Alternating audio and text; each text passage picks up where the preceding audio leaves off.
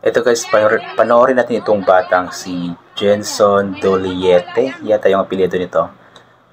Isang napakagaling na bata. I believe mula sa Sorsogon at kakanta siya ng Sayang na Sayang.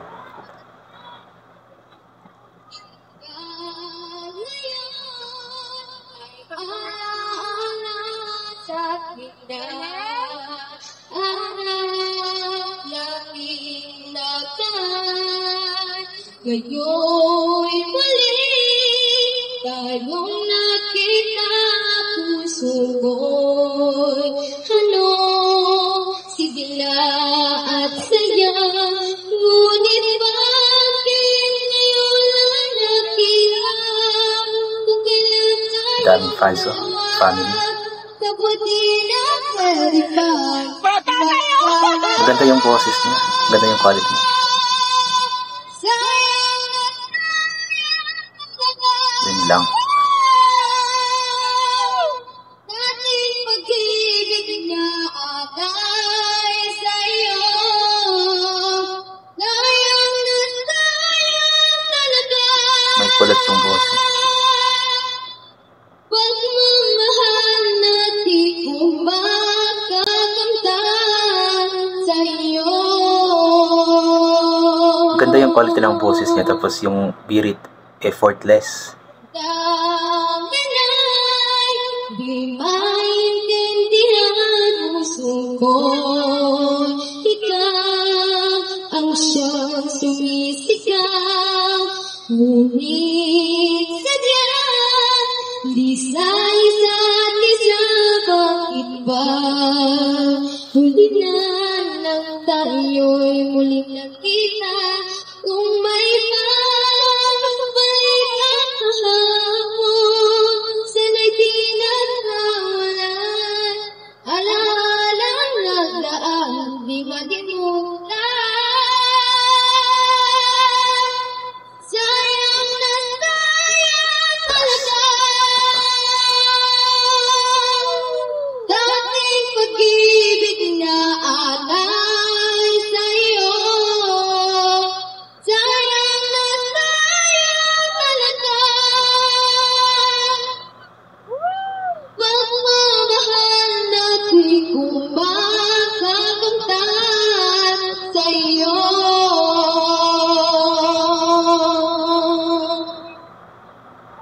Alam ko, mabuwa tayong dalawa'y nagtatalinga. Puso'y di mapigilan ang sigaw. Mahal pa rin kita.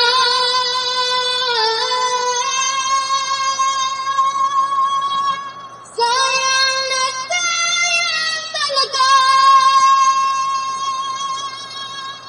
Dating pag-ibig na alay sa'yo. Sayang na sayang talaga.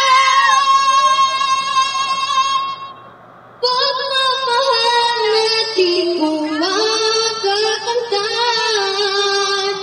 Sayang na sayang talaga. Galing yung batang ito. Dating pag-ibig na alay sa'yo.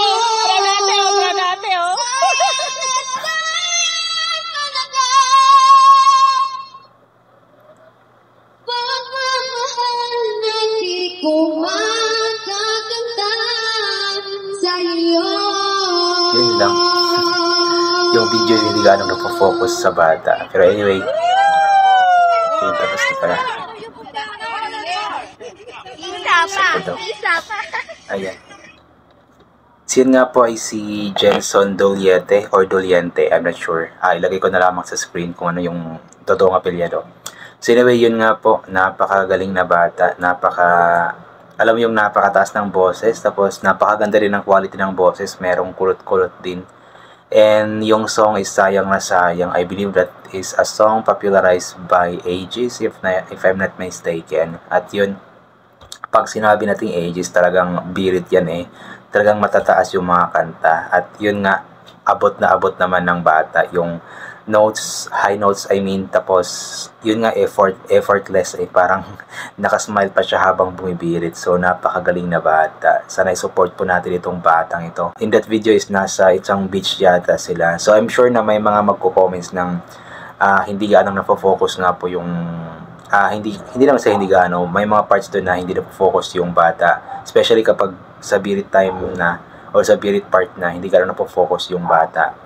Doon na-focus sa family niya, pero okay lang naman yun kasi naintindihan naman natin yun kasi gusto rin makita ng uploader or gusto makita ng uploader yung yung tawag niyan, yung reaction ng ng family niya ba, kasi para sa isang pamilya na mayroong ganoong klaseng bata na napakagaling kumanta is alam ko na sobrang proud sila. Kaya yung uploader gusto niyang makita yung reaction ng buong pamilya ng bata, kung ano nga ba ang reaction nila sa pagkanta nito, especially doon sa birit part. Kaya yan, good job sa batang ito, si Jenson. Sana i-support po natin yung batang ito at ipag-pray po natin na sana ay mabigyan ng break ang batang ito at makasali sa mga kompetisyon sa TV, just like sa The Voice, sa Singaling, sa tawag ng tanghalan, sa tanghalan ng kampiyon or sa The Clash. Kapag lumaki na siya, sa kadalis mas may bahagi pa niya sa mas nakakaraming mga Pilipino ang kanyang talento sa pagkanta kasi napakagaling talaga na bata. May iba pa siyang mga kinanta habang nasa beach sila. Pero itong sayang na sayang yung napili ko na na gawa ng reaction video. Kaya ilagay ko na lamang din sa description yung courtesy kung saan nga ba nanggaling or sino ang uploader ng video na ito, para kung gusto nyo pong i-check yung page or yung account ay mapanood nyo po doon ang bata or yung iba pang kinanta ng bata habang nasa beach sila. So sana i-support po natin yung mga local talents natin, just like this kid na talagang napakagaling kumanta, at kapag nabigyan talaga ng break ito, sigurado akong sisikat ang batang ito. So yun guys, I think hanggang dito na lamang po itong gagawin ko na reaction video. So thank you so much po sa lahat ng mga palagi bumabalik sa aking YouTube channel. So inulit ko nga po palagi na ugalin po natin pagdasal, magpasalamat sa lahat ng mga bagay na ating natatanggap kahit na di po natin ito hinihingi. Kasi nga po lahat ng mga bagay na meron tayo ay kaloob sa atin ng ating Panginoon, at wala ang mga bagay na ito kundi dahil sa Kanya. And always bring pa yung kapote, sombrero, or anything na pwede maging proteksyon sa katawan kapag lalabas po tayo, nang sa ganun kapag mainit ay hindi po tayo mainitan, or kapag biglang umulan ay hindi po tayo mababasa ng ulan. And always take vitamin C para maboost ang ating immune system at hindi po tayo matatamaan agad-agad ng kung ano-ano mga sakit-sakit, especially sa panahon ngayon na paiba-iba nga po yung napakainit, tapos bigla-bigla na lamang po umuulan. So once again, inaulit ko, hanggang dito na lamang po. God bless and bye for now po.